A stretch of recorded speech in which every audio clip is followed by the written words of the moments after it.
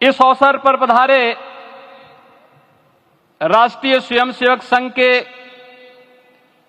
सरसंघ चालक आदरणीय डॉक्टर मोहन भागवत जी का, अन्य समागत अतिथियों और महानुभावों का मैं हृदय से स्वागत करता हूं, अभिनंदन करता हूं। प्रभु रामलला के भव्य, दिव्य और नव्य धाम में विराजने की आप सभी को कोटि कोटि बधाई। 500 वर्षों के लंबे अंतराल के उपरांत आज के इस चिर प्रतीक्षित मौके पर अंतर मन में भावनाएं कुछ ऐसी हैं कि उन्हें व्यक्त करने के लिए शब्द नहीं मिल रहे हैं। मन भावुक है, भाव विभोर है, भाव विह्वल है। निश्चित रूप से आप सब भी ऐसा महसूस कर रहे होंगे। आज इस ऐतिहासिक और अत्यंत पावन अवसर पर भारत का हर नगर, हर ग्राम अयोध्या धाम है। हर मार्ग श्री राम जन्मभूमि की ओर आ रहा है। हर मन में राम नाम है। हर आंख हर्ष और संतोष के आंसू से भीगा है। हर जीवा राम राम जप रही है। रोम रोम में राम रमे हैं। पूरा राष्ट्र राममय है। ऐसा लगता है हम त्रेता युग में आ गए हैं। आज रघुनंदन राघव रामलला हमारे हृदय के भावों से भरे संकल्प स्वरूप सिंहासन पर विराज रहे हैं। आज हर राम भक्त के हृदय में प्रसन्नता है, गर्व है और संतोष के भाव हैं। आखिर भारत को इसी दिन की तो प्रतीक्षा थी। भाव विभोर कर देने वाली इस दिन की प्रतीक्षा में लगभग 5 शताब्दी व्यतीत हो गई। दर्जनों पीढ़ियां अधूरी कामना लिए इस धराधाम से साकेत धाम में लीन हो गई, किंतु प्रतीक्षा और संघर्ष का क्रम सतत जारी रहा। श्री राम जन्मभूमि संभवतः विश्व में पहला ऐसा अनूठा प्रकरण होगा जिसमें किसी राष्ट्र के बहुसंख्यक समाज ने अपने ही देश में अपने आराध्य की जन्मस्थली पर मंदिर निर्माण के लिए इतने वर्षों तक और इतने स्तरों पर लड़ाई लड़ी हो।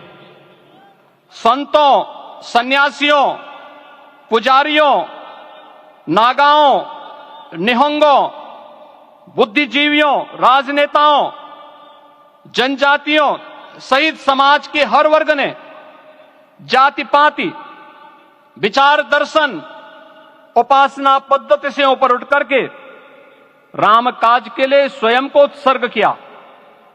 अंततः वह शुभ अवसर आ ही गया जब कोटि कोटि आस्थावानों के त्याग और तप को पूर्णता प्राप्त हो रही है। आज आत्मा प्रफुल्लित है इस बात से कि मंदिर वही बना है जहां बनाने का संकल्प लिया था। संकल्प और साधना की सिद्धि के लिए हमारी प्रतीक्षा की इस समाप्ति के लिए और संकल्प की पूर्णता के लिए आदरणीय प्रधानमंत्री श्री नरेंद्र मोदी जी का हृदय से आभार और अभिनंदन। माननीय प्रधानमंत्री जी, 2014 में आपके आगमन के साथ ही भारतीय जनमानस कह उठा था कि मोरे जिय भरोस दृढ़ सोई, मिलहि राम सगुन शुभ होई। अभी गर्भगृह में वैदिक विधि विधान से रामलला के बाल विग्रह के प्राण प्रतिष्ठा को हम सब साक्षी बने हैं। अलौकिक छवि है हमारे प्रभु की, बिल्कुल वैसे ही जैसे तुलसीदास जी ने कहा कि नव कंज लोचन कंज मुख कर कंज पद कंजारुणम। धन्य है वह शिल्पी जिसने हमारे मन में बसे राम की छवि को मूर्त रूप प्रदान किया है। विचारों और भावनाओं की विहलता के बीच मुझे पूज्य संतों और अपनी गुरु परंपरा का पुण्य स्मरण हो रहा है। आज उनकी आत्मा को असीम संतोष और आनंद की अनुभूति हो रही होगी। जिन परंपराओं की पीढ़ियां श्री राम जन्मभूमि मुक्ति यज्ञ में अपनी आहुति दे चुकी है, उनकी पावन स्मृतियों को मैं यहां पर कोटि कोटि नमन करता हूं। श्री राम जन्मभूमि महायज्ञ न केवल सनातन आस्था और विश्वास की परीक्षा का काल रहा, बल्कि संपूर्ण भारत को एकात्मता के सूत्र में बांधने के लिए राष्ट्र की सामूहिक चेतना जागरण के ध्येय में भी सफल सिद्ध हुआ है। सदियों के बाद भारत में हो रहे इस चिर प्रतीक्षित नवविवाह को देख अयोध्या समेत पूरा भारत का वर्तमान आनंदित हो उठा है। भाग्यवान है हमारी पीढ़ी जो इस राम काज के साक्षी बन रहे हैं, और उससे भी बड़भागी हैं वो जिन्होंने सर्वस्व इस राम काज के लिए समर्पित किया है और करते चले जा रहे हैं। जिस अयोध्या को अवनी की अमरावती और धरती का वैकुंठ कहा गया, वह सदियों तक अभिषिप्त थी, उपेक्षित रही, सुनियोजित तिरस्कार झेलती रही। अपनी ही भूमि पर सनातन आस्था पद्दलित होती रही, चोटिल होती रही, किंतु राम का जीवन हमें संयम की शिक्षा देता है और भारतीय समाज ने संयम बनाए रखा।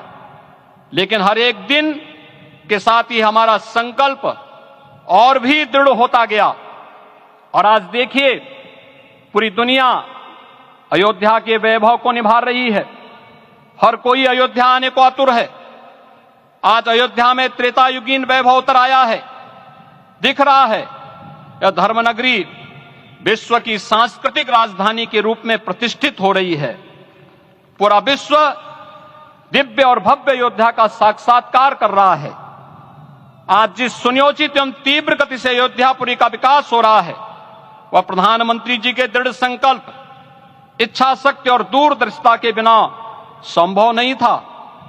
कुछ वर्ष पहले कल्पना से परे था कि अयोध्या में एयरपोर्ट होगा, यहां के नगर के भीतर 4 लेन की सड़कें होंगी, सरयू जी में क्रूज चलेंगे, अयोध्या की खोई गरिमा वापस आएगी।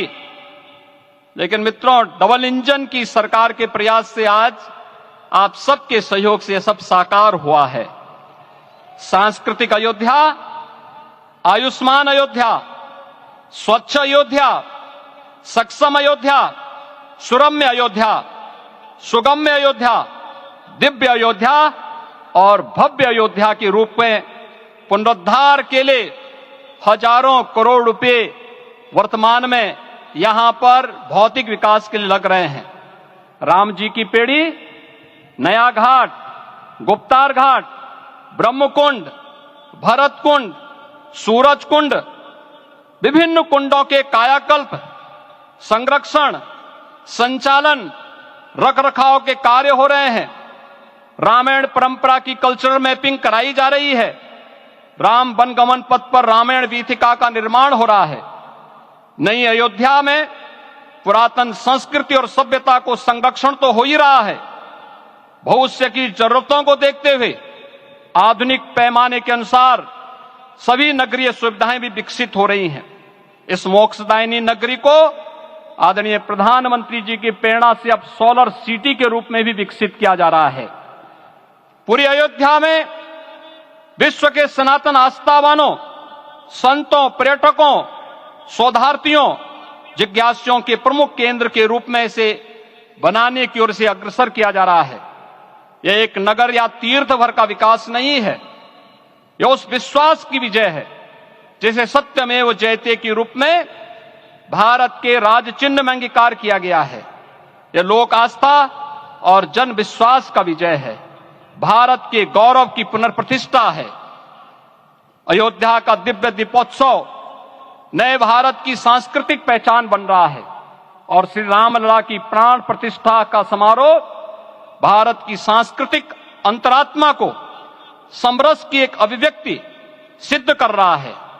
श्री राम जन्मभूमि मंदिर की स्थापना भारत के सांस्कृतिक पुनर्जागरण का आध्यात्मिक अनुष्ठान है। यह राष्ट्र मंदिर है।